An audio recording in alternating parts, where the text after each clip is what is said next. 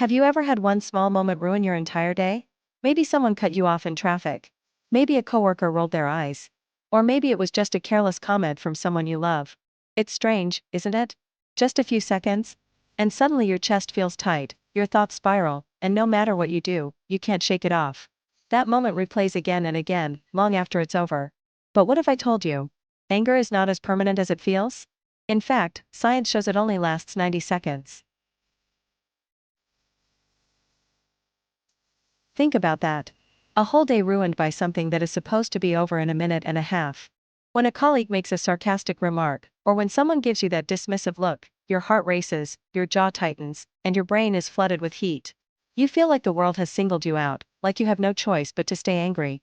But here's the secret, you always have a choice. The question is, are you going to feed that flame? Or let it burn out? You see, the truth is powerful, real anger only lasts 90 seconds. That's all. After that, it's not the event keeping you angry, it's you, holding on, replaying the scene, and telling yourself the same painful story. Imagine holding a match. In less than 2 minutes, it burns out completely. But if you keep lighting it again and again, the flame never ends. That's what we do with anger. The match is gone, but we keep sparking it in our minds. Neuroscience explains this beautifully. When something upsets you, your brain instantly fires a signal. Adrenaline and stress hormones rush into your bloodstream. Your body is preparing to fight or to run. Your heartbeat quickens, your muscles tighten. It's an ancient survival system. But here's the fascinating part, these chemicals fade naturally in about 90 seconds. They simply can't stay forever. The problem is, most of us don't step aside and let them pass. We trap ourselves in the loop by reliving the moment again and again. That's why you can be angry for hours, or even an entire day. Not because the body demands it, but because the mind insists on it. Each time you replay the insult, the memory, the unfairness, you pour gasoline on a fire that should already be out. And the saddest part? You think someone else is to blame, when in reality, it's your own thoughts that are keeping you prisoner. Anger is not happening to you. Anger is being chosen by you again and again. How many times have you said, they know how to push my buttons? As if other people have a remote control to your emotions. But let's be honest, who gave them that remote? Who handed them access to your peace?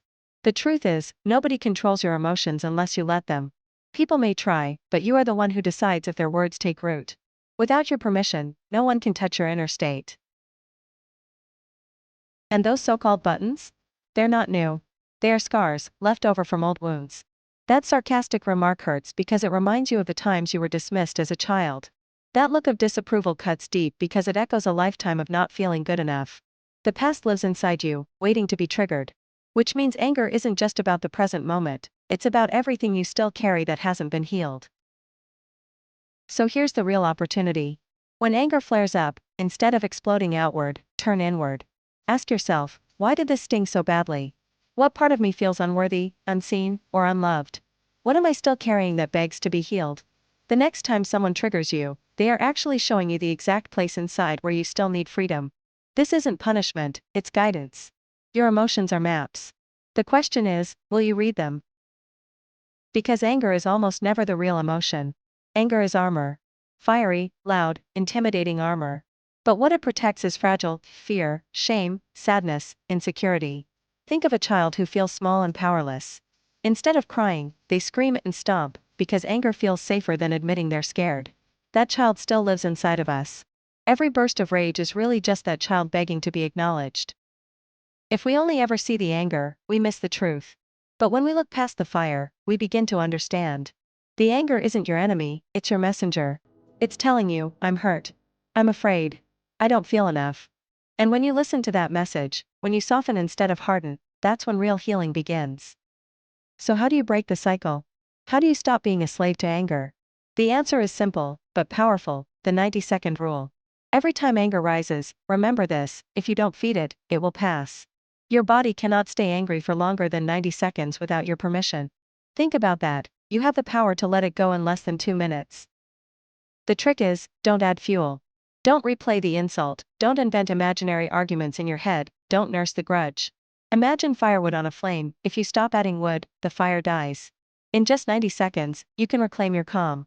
It's not about ignoring your emotions, but about allowing them to rise and then fade away naturally.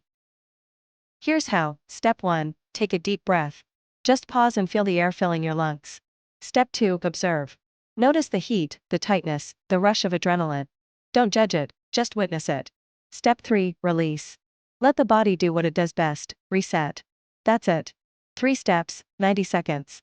You don't need to fight anger. You just need to stop feeding it. And the beauty of this practice? It doesn't just calm you down in the moment.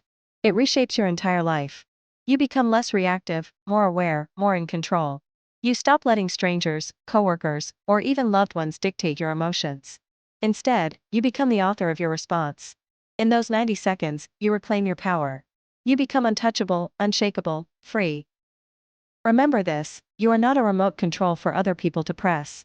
You are the one holding the battery. Anger will always come, but it never has to stay. 90 seconds of fire, or a lifetime of peace, the choice is yours. Next time someone tries to trigger you, smile quietly to yourself. Because you know their power lasts only a minute and a half. After that, the rest belongs to you. Backhand index pointing right. If you found this helpful, don't forget to like and subscribe for more self-growth content.